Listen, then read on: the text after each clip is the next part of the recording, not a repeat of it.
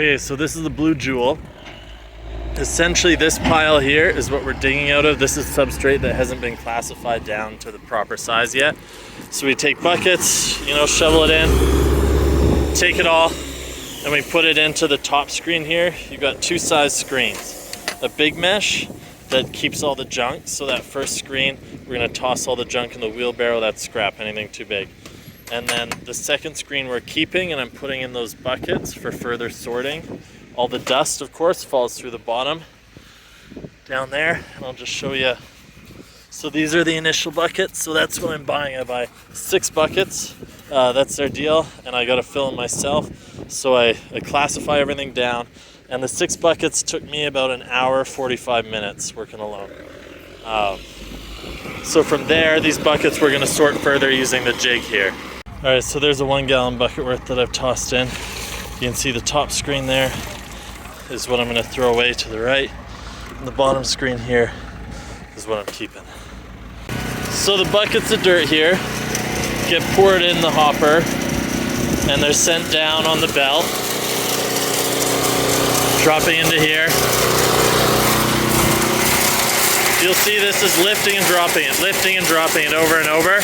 The Sapphires are about 4 times harder than anything in there. They're the heaviest thing. So what's gonna happen is the Sapphires drop down, and then this all becomes scrap in here.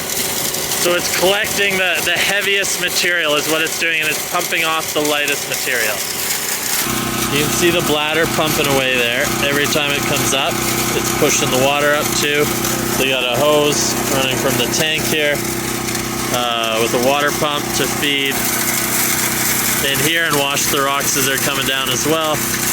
But ultimately those 6 buckets end up being just shy of a 1 gallon bucket by the end. So we're really reducing the rocks to a better concentrate of all the heavies.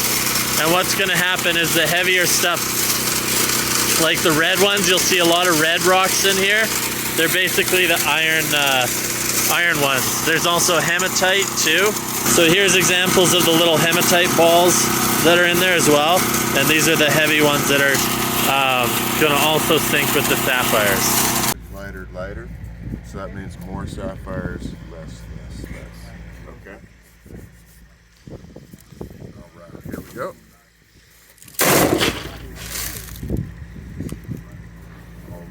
So we'll want to give that a good scan there before we go moving too much around, see if there's anything right on top.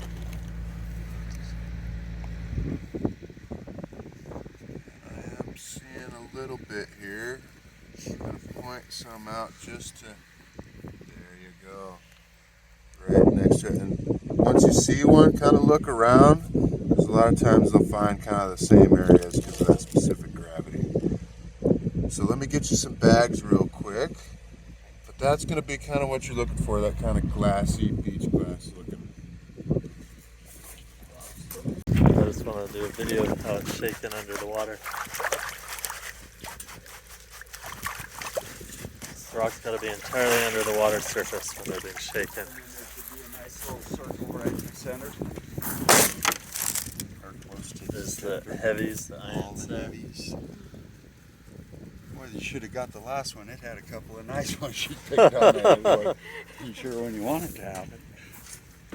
Oh yeah, so that's our final take. You'll see a little red one down there. That's a garnet. We got one that's worth cutting. The rest are just going to be smaller, under carat kind of ones. Here's a view of the public dig site. Again, just so they'll bring the loader down and dump the dirt for you here, and you can screen it yourself. Okay, here's the bigger operation up top. So this is all part of the Dorado belt, which means they also have gold here too. And so they're separating everything in that way. They've got the big hopper here. It's basically taking the dirt from far in the back, way behind this tree. They're pulling dirt right now. And they let it run through.